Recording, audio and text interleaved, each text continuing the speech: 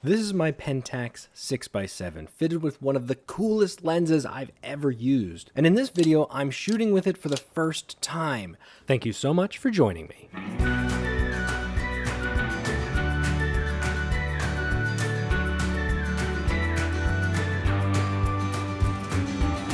I am out on location for some film photography adventuring.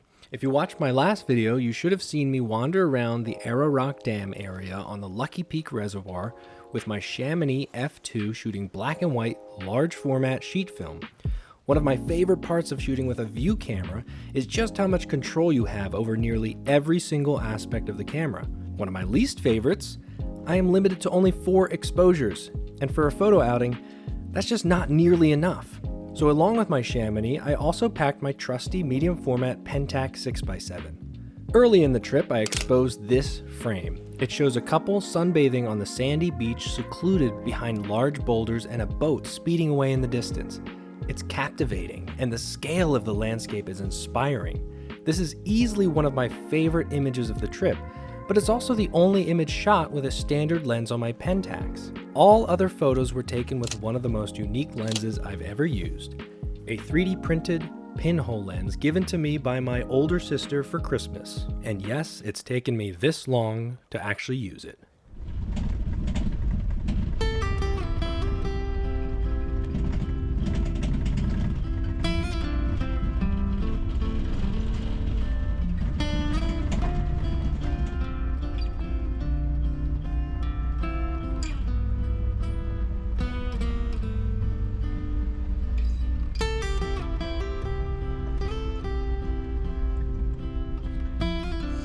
That there's a little bit of a wrench in the works. I thought there was a way to explore this area on foot at least, but it looks like it's all completely locked down.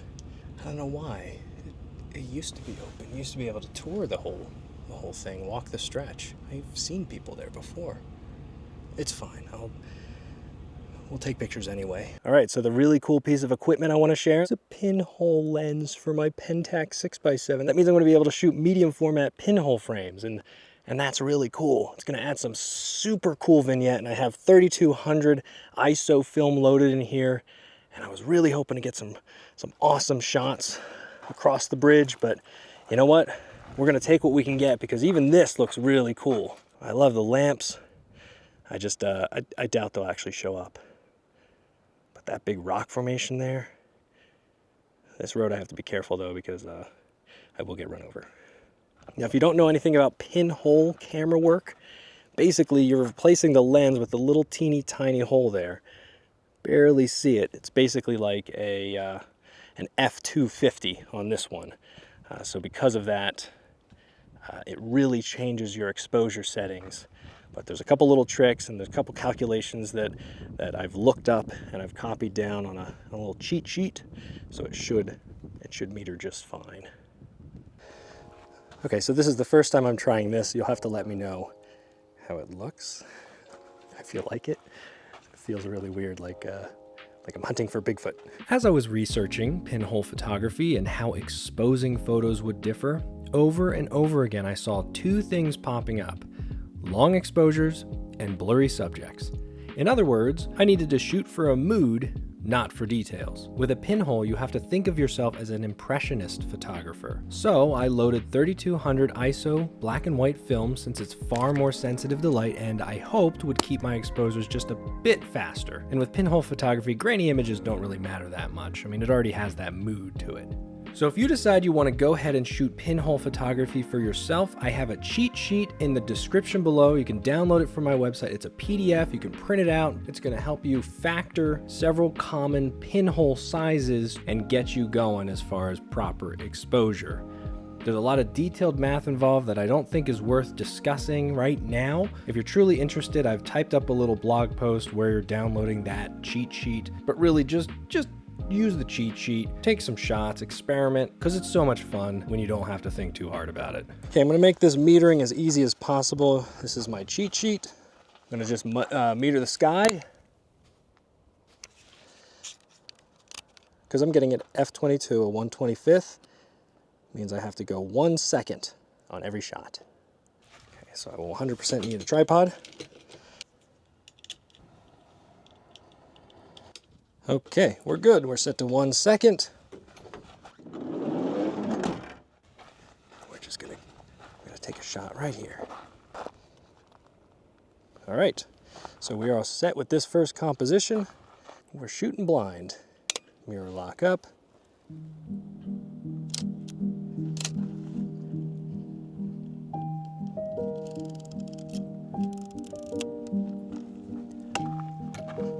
It's very dangerous to walk along this road right here. But I'm really just determined to get that.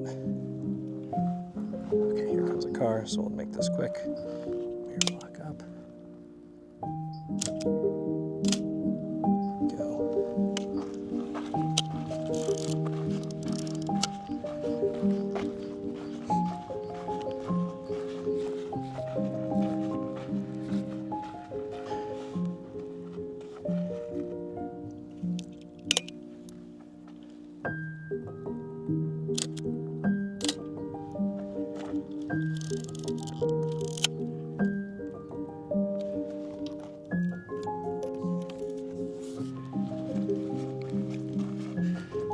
I feel like with pinhole photography, you need a good center subject because most of it is going to be a vignette on the sides.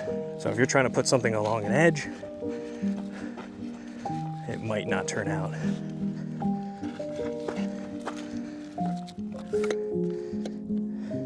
This is kind of a cool shot, with or without a pinhole.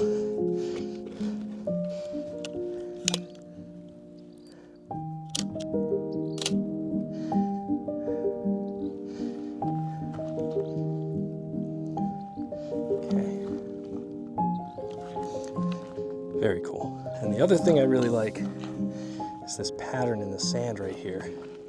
It's unlikely I'll be able to see it, but we're gonna go for it anyway.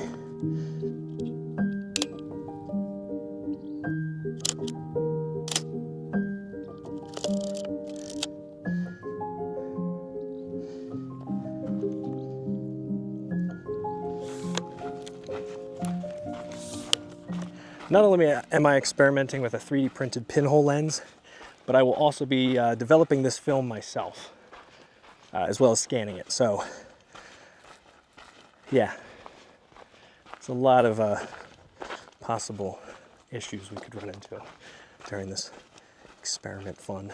In next week's video, I'll be showing my entire process for developing black and white film, both 4x5 and 120 roll film. So if that sounds at all interesting, make sure you're subscribed, make sure you hit the bell icon so you get notified when that comes out next week. Generally speaking, a standard 6x7 film camera should yield 10 images from a roll of 120 film. But my Pentax is just a little bit broken. Often happens when you purchase a used camera from eBay. So the problem with my camera is the film advance just isn't quite working properly, so it skips frames at the beginning of the roll and then spreads them out as you get further into the roll. So the result is I only get roughly 6 exposures. In this case, these last 2 images, they weren't even exposed. So the 2 that I was most excited to get are just a figment of my imagination. Maybe I'll have to come back and try this with a different camera.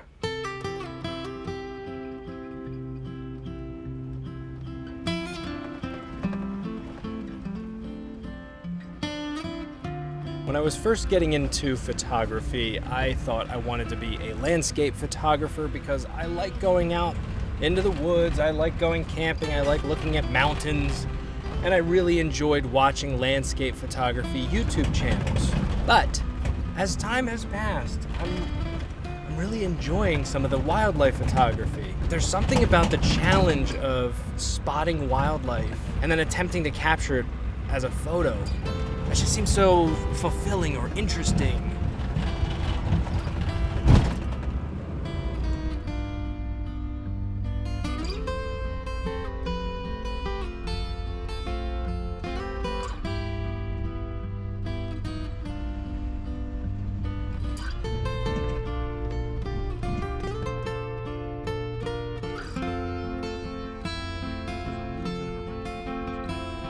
As always, I very much appreciate your time joining me on this little photography outing. Let me know what you think about the photos, and if you think that pinhole camera made any difference whatsoever in the character of the photos.